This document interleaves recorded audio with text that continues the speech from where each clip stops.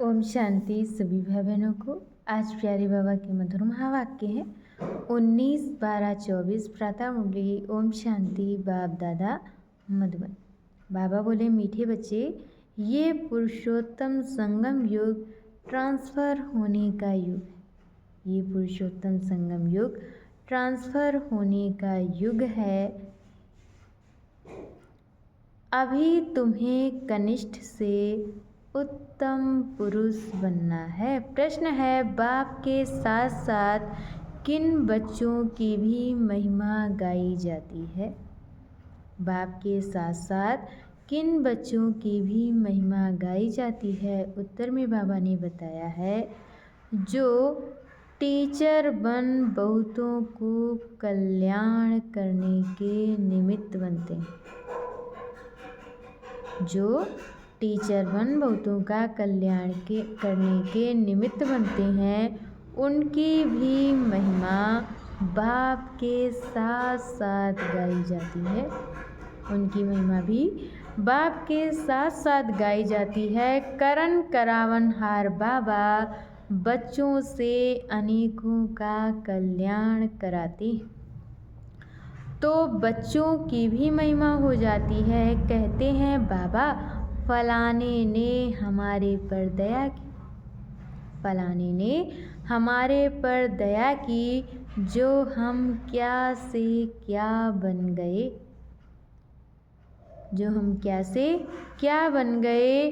Teacher बनने बगैर आशीर्वाद मिल नहीं सकती। बाबा कहते, टीचर बनने बगैर आशीर्वाद मिल नहीं सकती। ओम शांति। रूहानी बाप रूहानी बच्चों से पूछते हैं, समझाते भी हैं, फिर पूछते भी हैं। अब बाप को बच्चों ने जाना है, अब बाप को बच्चों ने जाना है। भल कोई सर्वव्यापी भी कहते हैं, परंतु उनके पहले बाप को पहचानना तो चाहिए ना। उनके पहले बाप को पहचानना भी तो चाहिए ना। बाप कौन है? बाप कौन है पहचान कर फिर कहना चाहिए, बाप का निवास स्थान कहाँ है।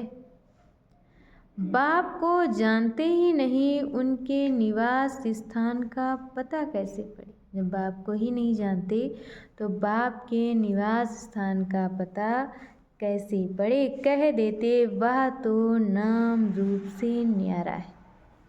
परमात्मा तो नाम रूप से न्यारा है, गोया है नहीं। तो जो चीज़ है नहीं, उनके रहने का स्थान का भी कैसे विचार किया जाए?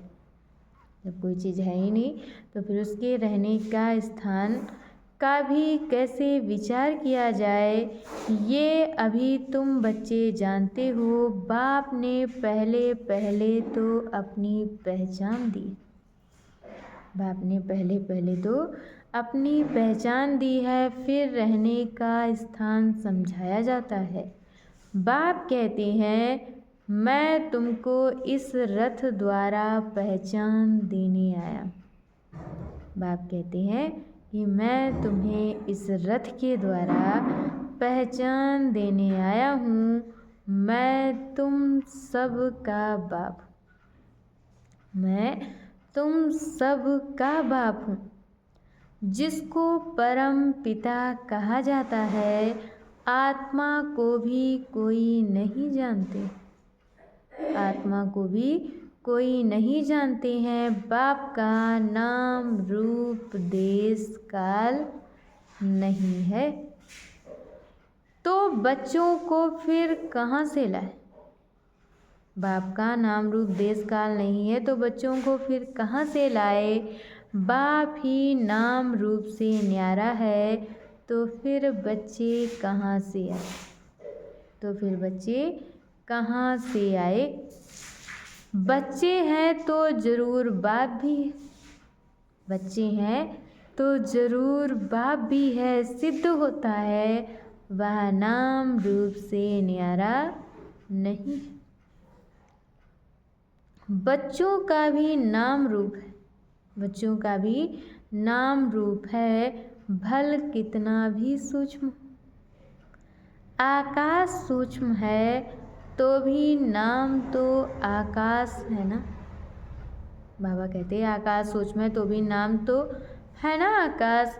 जैसे यह पोलार सूक्ष्म है, जैसे ये पोलार सूक्ष्म है, वैसे बाप भी बहुत सूक्ष्म है। बच्चे वर्णन